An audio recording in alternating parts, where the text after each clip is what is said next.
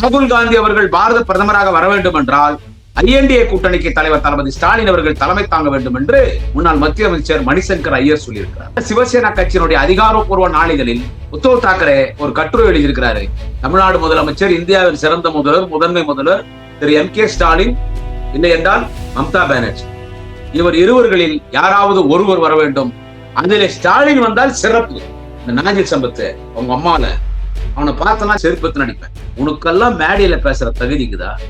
எங்களுக்கெல்லாம் எங்க கூட்டத்தில் எங்களுக்கெல்லாம் கூட்டம் இல்லாம அவனுக்கு கொடுத்தாங்க கூட்டம். நாஞ்சில் சம்பத்து சம்பாரிச்சுட்டு போய் விஜய் கட்சியில சேர்ந்திருக்கான். இவன் ஒரு ஆளுன்னு சேர்த்துட்டு இவன் தளபதியை பத்தி பேசுறான். அண்ணன் உதயநிதி ஸ்டாலினை பார்த்து அந்த நாஞ்சில் சம்பத்தை கூட்டு நல்லா வருது வாயில. இந்த நாஞ்சில் சம்பத்தை அண்ணன் உதயாவை பார்த்து எங்க தலைவர் விஜய் மாதிரி நீ செல்ஃபி எடுக்கிறிய, உனக்கு செல்ஃபி எடுக்காதன்றான். அம்மாடு அவர் தானடா உனக்கு சோர் போட்டார பார்த்தா அவனுக்கு உடம்பு செல்லாம் ஆச்சுடா. நாஞ்சில் சம்பத் என் தலைவன் தளபதி காப்பாத்தினாரா?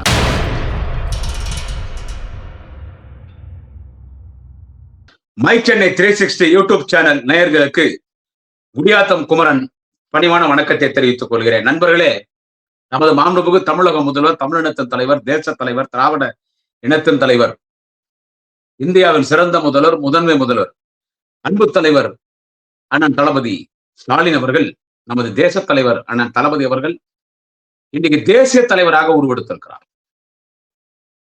தமிழகத்திற்கு மட்டும் தலைமை தாங்கினால் போராது. தலைவர் தளபதி அவர்கள் தமிழகத்திற்கு மட்டும் தலைமை தாங்கினா போதாது, அகில இந்தியாக்கே தலைவர் தளபதி தலைமை தாங்கணும் இன்னைக்கு தேசிய தலைவர் சொல்றான். திராவிட முன்னேற்ற கழகம் அங்க வைக்கிற ஐஎன்டிஏ கூட்டணிக்கு, ஆல் இந்தியா லெவல்ல இருக்கிற ஐஎன்டிஏ கூட்டணிக்கு ஆல் இந்தியா லெவல்ல தேசிய அளவிலே தலைவர் தளபதி ஸ்டாலின் தலைமை தாங்க வேண்டும். ராகுல் காந்தி அவர்கள் பாரத பிரதமராக வர வேண்டும் என்றால் ஐஎன்டிஏ கூட்டணிக்கு தலைவர் தளபதி ஸ்டாலின் அவர்கள் தலைமை தாங்க வேண்டும் என்று காங்கிரஸ் பேர் இயக்கத்தினுடைய தேசிய அளவில் ஒரு மிகப்பெரிய தலைவராக இருக்கிற முன்னாள் மத்திய அமைச்சர் மணிசங்கர் ஐயர் சொல்லியிருக்கிறார். அவ்வளவு சீக்கிரம் மணிசங்கர் ஐயர் யாரையும் பாராட்ட மாட்டார். ஜெயலலிதாவே காப்பியானன்னு கட்டுரை எழுதணும். அது ஒரு மயிலாடுதுறை மேடையில என்ன பார்த்து ஏனேன்னு சொல்றீங்களா அப்படின்னு மேடையிலே பேசினாங்க ஜெயலலிதா. அப்ப மேடையிலே மணிசங்கர் ஐயருக்கும் ஜெயலலிதாவுக்கு சண்டாய் மணிசங்கர் ஐயரை அடிக்கிறதுக்கு ஒரு கூட்டமே வந்துச்சு. அப்ப திமுக காப்பாத்தினாங்க. சோ மணிசங்கர் ஐயர் யாருக்கும் பயப்பட மாட்டாங்க. அவர் இன்னைக்கு சொல்றாரு மணிசங்கர் ஐயர், கலைஞருக்கு இருக்கிற ராஜதந்திரம், கலைஞருக்கு இருக்கிற சாணக்கியம், அந்த சாணக்கியத்தனம், கலைஞருக்கு இருக்கிற அரசியல், அந்த போர்க்குணம், புயல் குணம், 100 கலைஞர் நிதியை திரவலாக பெற்றிருக்கிற திரு M.K. ஸ்டாலின் அவர்கள் ஐஎன்டிஏ கூட்டணிக்கு தலைமை தாங்கினால் ராகுல் காந்தி பிரதமராக வருவார்னு சொல்லி மணிசங்கர் ஐயர் சொல்றாரு. அவரா நம்ம தமிழ்நாட்டுக்கார். நார்த் இந்தியா மகாராஷ்டிரால உத்தவ் தாக்கரே அவர்கள் சிவசேனா கட்சி, அந்த சிவசேனா கட்சியை முடிச்சது யாரு தெரியுமா? சண்டை போட்டு அந்த கட்சியை நாஸ்தியாக்குறது இந்த பிஜேபி, நரேந்திர மோடி, அமித்ஷா. எப்படி ராம்விலாஸ் பாஸ்வான் கட்சியை முடிச்சு அவர் இறந்தே போயிட்டார். ஒரு பெரிய லீடர் ராம்விலாஸ் பாஸ்வான், தலித் லீடர். அண்ணன் எழுச்சி தமிழர் திருமாவளவன் போல் ஒரு மிகப்பெரிய தலைவர் ராம்விலாஸ் பாஸ்வான். அவர் இறந்து அந்த கட்சியை முடிச்சிட்டான் பிஜேபி. இப்ப தமிழ்நாட்டுல அதிமுக முடிக்க போறான். அந்த பொறுக்கி புறம்போக்கு பையன், ஜாடு மாடு பாடுகால் அக்காடி பாடுஸ் பையன் அன்புமணியும் அப்பனுக்கு சண்டை விட்டான் பார். அந்த மாதிரி அங்க சிவசேனா கட்சி ஒரு மாதிரி பண்ணிட்டான். அந்த சிவசேனா கட்சியினுடைய அதிகாரப்பூர்வ நாளிதழில் உத்தவ் தாக்கரே ஒரு கட்டுரை எழுதியிருக்கிறாரு. இந்தியா கூட்டணி ஆட்சி பொறுப்புக்கு வரணும்னா ஒன்றியத்துல ஸ்டாலின் கூட மம்தா பானர்ஜியும் சொல்றார். ஸ்டாலின் தமிழ்நாடு முதலமைச்சர், இந்தியாவின் சிறந்த முதல்வர், முதன்மை முதல்வர் திரு M.K. ஸ்டாலின், இல்லை என்றால் மம்தா பானர்ஜி, இவர் இருவர்களில் யாராவது ஒருவர் வர வேண்டும். அதிலே ஸ்டாலின் வந்தால் சிறப்பு.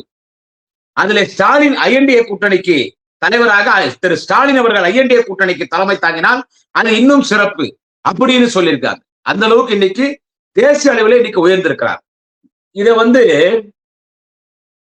இதை யாரும் கருத்து சொல்ல. இந்த நாஞ்சில் சம்பத்து அவங்க அம்மால அவனை பார்த்தனா செருப்பத்து நடிப்பேன். சொல்றான் என்னன்னா, யாருன்னா எழுதி கொடுத்து வந்து பார்த்து பேசுறவரு ஸ்டாலின், யாருன்னா எழுதி கொடுக்கலன்னா அவர் பேச வராது சொல்றான். அவர் துண்டு சீட்டு வச்சுன்னு பேசுறாரு. அவரு போய் இந்தியா கூட்டணிக்கு அகில இந்திய அளவில் தலைவர் தங்கி அவர் ஆலோசனை சொல்றதான் சொல்றான். யாரு? நாஞ்சில் சம்பத். டே உங்க அம்மால, டே உனக்கெல்லாம் மேடையில பேசுற தகுதிக்குதா? அவன் அந்த தமிழக வெற்றிவெட்டு கழக தலைவர் அந்த பொம்பளை பொறுக்கி குடிகார ராம்பார், இந்த குடிகார நாய் அந்த விஜய், அவனை செருப்பத்தை அடிச்சா சரியா போகுது. டேய் நீ கட்சியில சேர்த்துக்கடா, நான் விஜய் சொல்றேன். பார்த்தா இவனெல்லாமா கட்சியில சேர்ப்ப? ஏய் அவன் எல்லாரையும் கூட்டி கொடுப்பான், காட்டி கொடுப்பான்டா. அவன் விட்டு சாப்பிடுற பாடுஸ் சொன்ன. அவன் நாஞ்சில் சம்பத்து விட்டு சாப்பிடுற பாடுஸ். அவன் திமுக இருந்தான். அப்புறமா வைகோ கிட்ட போனான். அப்புறம் வைகோவே காட்டி கொடுத்தான். வைகோ சீ போடான்னு துரத்தி விட்டார். மதிமுக போய் வைகோ மதிமுக துரத்தி விட்டார். அப்புறம் அங்கங்க போய் சாப்பிட்டான். கோயில் எல்லாம் போய் பேசினான். அப்புறம் ஏடிஎம் கொள்கை சார்ந்தான். அந்த அம்மா ஜெயலலிதா ஒரு மரியாதை கொடுத்துச்சு. அந்த அம்மா ஜெயலலிதா ஒரு மரியாதை கொடுத்துச்சு. மரியாதை கொடுத்து அவனுக்கு ஒரு கொள்கை பொறுப்பு, துணை செயலர் பொறுப்பு, காரு, கூட்டங்கள்லாம் கொடுத்தாங்க. ஜெயலலிதா ஏதோ பேசிவிட்டான். ஏன நடந்து போனா 4 எறும்பு நசங்க தான் செய்யும். உடனே அந்த அம்மா அவனை பொறுப்புட்டு தூக்கிடுச்சு. அப்புறமா ஜெயலலிதா இறந்துட்டாங்க. அப்புறம் அங்க எங்க பொறிக்கணும் திமுக மேடைக்கு வந்தான். திராவிட இயக்க பேச்சாளர். இங்க வந்து எங்க பொழப்பெல்லாம் கெடுத்தான். இங்க வந்து எங்க பொழப்பெல்லாம் கெடுத்தான். திமுக நட்சத்திர பேச்சாளர் 25 வருஷம் தளபதி தான் முதலமைச்சர்னு பேசணும். நான் தந்தி டிவில ரங்கராஜ் பாண்டியோட சண்டை போட்டேன். கலைஞர் இந்த மண்ணுலகில் வாழும் பொழுதே தளபதி ஸ்டாலின் முதலமைச்சராக வருவார்னு துணிச்சலா பேசினவன். எங்க கூட்டம் எல்லாம் அவனுக்கு கொடுத்தாங்க.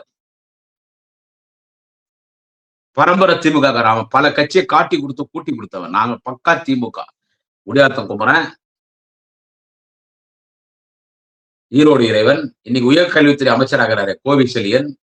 அவரெல்லாம் மீட்டிங் வந்தா எங்க வீட்டுல தான் தங்குவார்.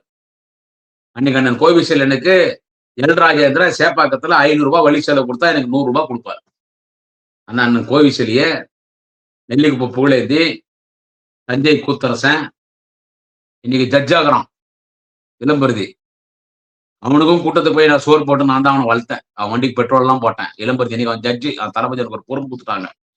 இளம்பருதி, சைதை சாதிக்கு, கந்தலி கரிகாலன், அக்கா புதுக்கோட்டை விஜயா, தஞ்சை கூத்தரசன், சேலம் சுஜாதா, கரூர் முரளி, கரூர் கணேசன், போடி காமராஜ், ஆலந்தூர் ஒப்பிலாமணி, ஆலந்தூர் மலர்மன்னன், நாப்பொழுது இளஞ்செழியன், எழும்பூர் கோபி, பொன்னேரி சிவா, நாகமை கருப்பையா, வன்னை புகாரி, குடியாத்துல ஒரு 6-7 பேச்சாளர் இருக்கிறாங்க. பாரி, கோட்டீஸ்வரன், அன்பு, பிரபாகரன், மொழிமாறன், இப்போ ஒரு தம்பி கவிஞர் தூயவன்னு, எழும்பூர் வீராசாமி. இப்ப நான் பல பேர் சொல்வேன். யார் பேர்னா விட்டுட்டு தான் மன்னிச்சிருக்கேன். சிங்கார சேடையப்பன், புலவர் ஆடலரசு, இப்படி பல பேச்சாளர்கள். நாங்கெல்லாம் தளபதி தளபதி தளபதினு அண்ணன் கம்ம செல்வேந்திரன், ஐயா வெற்றி குண்டான் உடவா, அவர் தான் எங்களுக்கு எல்லாம் பாஸ். ஐயா வெற்றி குண்டான், நளினி சாரங்க, புதுவை நளினி சாரங்க, மறைந்த வசந்தி ஸ்டான்லி, ராஜம் ஜான், ரம்ஜான் பேகம், மதுரை சேவியரு, தூத்துக்குடி சரத்பாலா, கோவையில் எக்கச்சக்கமான பேச்சாளர். நான் சொன்ன மாதிரி அதிரடி தப்பு, கோவை சம்பத்து, எக்கச்சக்கமான பேச்சாளர் கோவையில, சேலம் கோவிந்தன், இப்படி எத்தனை பேச்சாளர், யார் பேர் விட்டுதான் மன்னிச்சாரு. இத்தனை பேச்சாளர்களுக்கு இந்த கூட்டம் எல்லாம் போச்சு. நாங்க தளபதி தான் முதலமைச்சர்னு நாங்க நாடு முழுக்க பேசணும். நாடு முழுக்க பேசணும்.